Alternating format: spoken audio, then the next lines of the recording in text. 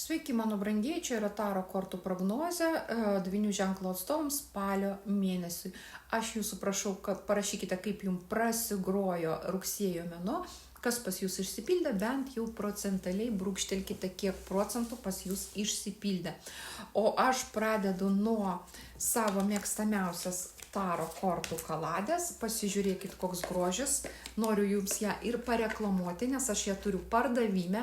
Va, žiūrėkit, čia yra dėžutė, kurioje kortos gulies. Dėžutė yra labai tvirta. Atsidaro, užsidaro magnetuko pagalba. Atidarius dėžutę gaunate dovanų apyrankę su pentagrama. Irgi labai gražus amuletas su pentagrama. Viduj yra paaiškinimų knygutė rusų kalba. Kortų irgi pavadinimai rusų kalba. Bet turiu tokias pačias panašias kortas, tik be dėžutės. Be tokios dėžutės, paprastoj dėžutėj, va tokioj va, tokias pat auksinės kortas anglų kalba. Su paaiškinimais knygutė anglų kalba. Žiūrėkit, kokios nuostabios yra kortos. Jos nesiglamžo, jos yra visiškai patvarios, jos yra plastikinės, ne popierinės. Jos yra amžinos. Jūs turėsite šitas kortas, jums niekada nenusidėvės. O žiūrėkit, koks grožis, koks auksas, kaip žyba viskas auksų. Kokio nuostabaus grožio kortos. Dėl to man labai malonu ir rankoje laikyti, ir labai malonu dirbti su juom, ir jos, jeigu netgi kažkokios riebios dėmės tiesiog nuvalote ir viskas su skuduriuku. Nuostabios praktiškos kortos ir dar nuostabaus grožio. Tai gerai, čia turiu pardavime, jeigu norite, Ask.lt, mano elektroniniai parduotuviai, galite įsigyti kortas anglų kalba ir kortas rusų kalba. Taipogi elektroniniai parduotuviai galite užsakyti ir jums tinkamą dėlionę iš bet kurios jums aktualios temos ar meilės, ar darbo, ar sveikatos, ar metinė prognozė metams į priekį. Aš jums atsiunčiu video įrašų formatu 25 minutės, kažkur būna iki pusvalandžio video įrašų ir jūsų asmeninę prognozę iš jūsų laukiančių įvykių. Taip, pradedam dvyniai, kas laukia spalio mėnesį. Taip, korta 2 pentakliai, korta taurių karalienė ir korta 5 pentakliai. Žiūrėkit, 2 pentakliai tai savotiškos tokios abejonės ir dvejonės.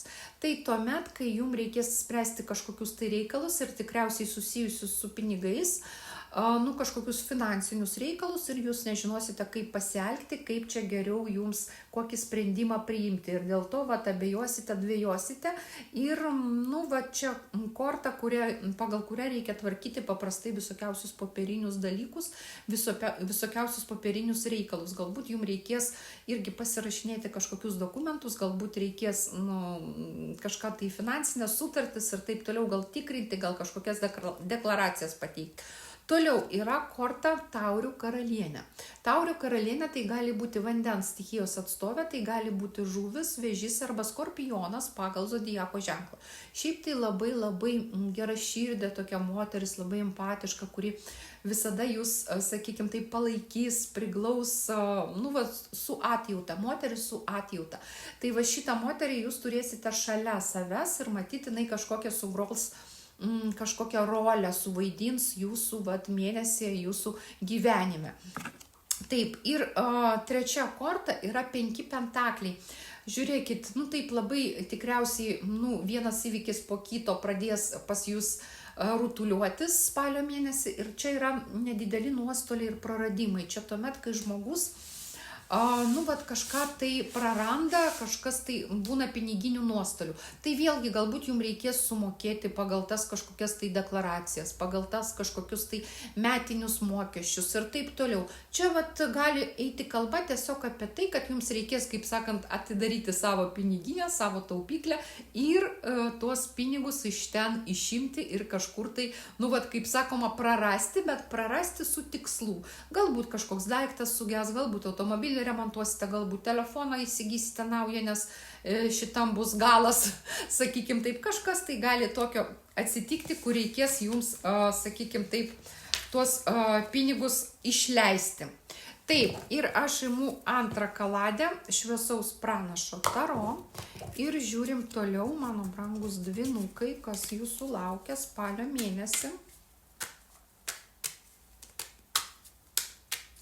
Taip, traukiu kortas, dvyniai spalis. Taip, pirma korta 7 kardai, antra korta atsiskyrėlis. Žiūrėkit, mano brangieji, 7 kardai tai apgaulės ir melo ir vagystės korta. Tai gali jums prasigruoti meno, kai susidursite su kažkokia tai apgaulė, su sukčiavimu. 7 kardai tai, visi dabar mūsų šiuolaikinėme gyvenime, visi bandymai, visų tų sukčiavimų, atsiuntimai visų tų linkų, ten gavimo kažkokių tai šitų perėjimų, ne? Ir gavimo siuntų, jau viskas apie ką šnekėta, skelbimuose, pardavimuose irgi, kad įsigijam pas jūs prekę, pereikite, užregistruokite ją pagal kurjerį. Žiūrėkite, mano brangieji, visokie sukčiavimo variantai gali būti, kas, sakykime, taip apsišarvuotas, tas jau ginkluotas, ne? Aš turiu omeny, kas perspėtas, tas apginkluotas. Tai nepasitikėkite nieko, nes gali jie labai gražiai apsuka ir labai gražiai užsuka ir labai taip įeina į mūsų pasitikėjimą. Tie visi sukčiai. Tai turėkite omeny, gali būti toks susidūrimas mėnesio pirmoj pusėj pas jūs su tuo sukčiavimo apgaulės kažkokiais tais bandymais. Tai jeigu tiesiog nepradėsite su jais įeiti į kažkokį kontaktą, tai nepavyks ir apgauti. Tiesiog blokuokite ir jokios kalbas nesileiskite. Taip, toliau yra korta atsiskyrėlis. Atsiskyrėlis tai noras pabūti vienudu su savimi. Tai tuomet, kai žmogus pavargo nuo buvimo visuomeniai, aplinkoje, sociume. Tai tuomet, kai žmogus nori labai stipriai atsiriboti ir kažkur tai pabūti ir pabūti pats su savimi, pagalvoti, įsiklausyti į save, kai trukdo visi jau tie, kaip aš sakau, išoriniai dirgikliai ir mūsų giminės, ir mūsų šeima, ir darbovietės. Ir žmogus turi išvažiuoti kažkur tai arčiau gamtos ir pasibūti keletą dienų toj gamtoj. Ir padarykite savo tokį retrytą. Padarykite ir duokite savo to laiko bent 2 dienas pabūti kažkur tai atskirai nuo visko, atskirai nuo visuomenės. Taip, ir aš imu 3 kaladę Iliuminatų taro ir žiūrim, mano brangus dvyniai, ką jums parodys Iliuminatų taro. Traukiu kortas, dvyniai, spalis. Pirma korta 9 taurės. Ir antra korta 8 pentakliai. Žiūrėkit, bus šventė kažkokia į mėnesio pabaigą, kažkur tai dalyvausit, kažkokiam gimtadienį, jubiliejai, bet kokioj pramoginis renginys, galbūt eisite į koncertą, galbūt tai bus pramoginis renginys, galbūt eisite į klubą, galbūt kažkur tai išvažiuosite, kažkur gimtadienį pas kažką tai prisišoksite, prisiduksite, prisidainuosite, galbūt karaoke kažkas tai. Pramoginis renginys, kurį labai labai gerai, smagiai atšvesite. Tai čia vienas įvykis ir paskui pasibaigs mėnuo tuom, kad jūs daug dirbsite, bet ir daug uždirbsite. Matyt, pasiskaičiavę savo mėnesio pajamas, būsite labai patenkinti, nes mėnesio pajamos bus maloni, taip sakant, suma, malonus skaičius. Jūs suprasite, kad jūs buvote, labai paklausa buvo didelė jūsų arba prekių, arba jūsų paslaugų ir jūs pasipinigavote. Aš turiu omeny, kad tai yra malonus siurprizas, kuomet, pavyzdžiui, pelnas visą laiką būdavo toks ir toks, 1000 eurų, imkim pavyzdį, o šitą mėnesį spalį jūs spalio gale pasižiūrite, o pas jūs 1500. Tai malonu, kad buvo daug darbo, buvo daug klientų, buvo galbūt didesniem sumom, galbūt pakėlėte kainą, galbūt apsimoka pakelti kainą ir tuomet ir vis tiek klientai bus ir eis. Tai pagalvokite apie tai, mano brangus dvyniai. Linkiu jums sėkmingo, nuostabaus mėnesio, myliu, apkabinu. Iki sekančio karto.